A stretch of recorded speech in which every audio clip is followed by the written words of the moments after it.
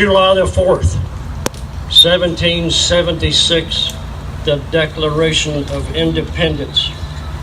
When in the course of human events it becomes necessary for one people to dissolve the political bands which have connected them with another, and to assume among the powers of earth the separate and equal station to which the laws of nature and of nature's God entitle them, a decent respect to the opinions of mankind requires that they should declare these causes which impel them to the separation. We hold these truths to be self-evident, that all men are created equal, that they are endowed by their Creator with certain unalienable rights, that among these are life, liberty, and the pursuit of happiness, that to secure these rights, governments are instituted among men, deriving their just powers from the consent of the governed, that whenever any form of government becomes destructive of these ends, it is the right of the people to alter or abolish it, and to institute new government, laying on its foundation on such principles, and organizes its powers in such form as to them shall seem most likely to affect their safety and happiness. Prudence, indeed, will dictate that governments long established should not be changed for light and transient causes, and according to all experience has shown that mankind are more disposed to suffer while evils are sufferable than to right themselves by abolishing the forms to which they are accustomed. But when a long train of abuses and suppressions, pursuing invariably the same object, evinces a desire to reduce them under absolute despotism, it is their right, it is their duty to throw off such government and to provide new guards for their future security. Such has been the patient suffrage of these colonies, and such is now the necessity which constrains them to alter their former systems of government. The history of the present King of Great Britain is a history of repeated injuries and suppressions, all having a direct object on the establishment of an absolute tyranny over these states. To prove this, let the facts be submitted to a candid world. He has refused his assent to laws, the most wholesome and necessary for the public good. He has forbidden his governors to pass laws of immediate and pressing importance unless suspended in their operation till his assent should be obtained. And when so suspended, he has utterly neglected to attend them. He has refused to pass other laws for the accommodation of large districts of people, unless those people would relinquish the right of representation in the legislature, inestimable to them and formable to tyrants only. Legislative bodies at places unusual, uncomfortable, and distant from the depository of their public records, for the sole purpose of fatiguing them in compliance with his measures. He has dissolved representative houses repeatedly for opposing with manly firmness his invasion on the rights of the people. He has refused for a long time after such dissolutions to cause others to be elected, whereby the legislative powers incapable of annihilation have returned to the people at large for their exercise, the state remaining in the meantime exposed to all dangers and invasions from and without convulsions within. He has endeavored to prevent the population of these states for purpose of obstructing the laws of naturalization of foreigners, refusing to pass others to encourage their migration hither, and raising the conditions of new appropriations of land.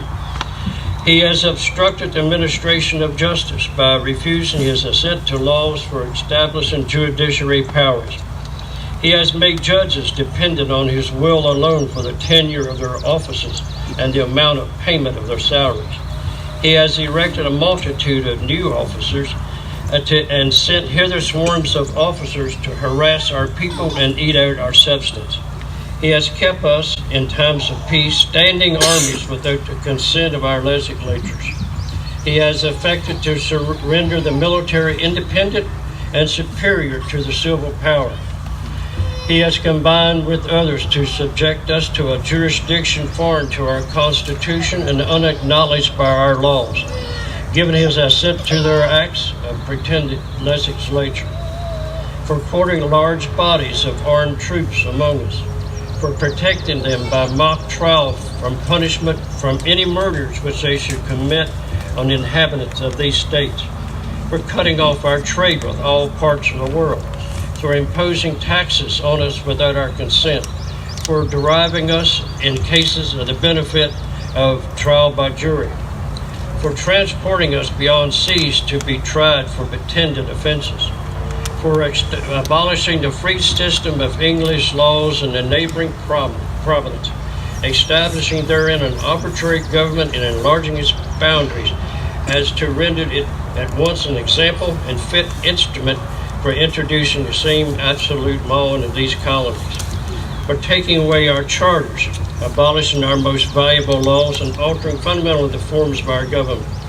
for subpending our own legislature, and declaring themselves invested in power to legislate us in all cases whatsoever. He has abdicated government here by declaring us out of his protection and waging war against us. He has plundered our seas, ravaged our coast, burned our towns, and destroyed the lives of our people. He is at this time transporting large armies of foreign mercenaries to complete the works of death, desolation, and tyranny already begun with the circumstances of cruelty and pilfering, scarcely paralleled in the most barbarous ages, and totally unworthy the head of a civilized nation. He has constrained our fellow citizens, taken captive on the high seas, to bear arms against their country, to become the executioners of their friend and brethren, or fall themselves by their hands. He has excited domestic insurrection among us and endeavored to bring on the inhabitants of our frontiers the merciless Indian savages whose known rule of warfare is an undistinguished destruction of all ages, sexes, and conditions. In every stage of these oppressions, we have petitioned for redress in humble terms. Our repeated petitions have been answered only by repeated injury. A prince whose character is thus marked by every act shall define a tyrant is unfit to be the ruler of a free people. Nor have we been wanting in our intentions to the British brethren. We have warned them from time to time of attempts of their legislature to extend unwarrantable jurisdiction over them. We have reminded them of the circumstances of our immigration settlement here. We have appealed to their native justice and magnanimity, and we have conjured by the ties of the common kindred to disavow these oppressions, which invariably interrupt our connections and correspondence. They too have been deaf to the voice of justice and conquenity, and we must therefore acquiesce to the necessary,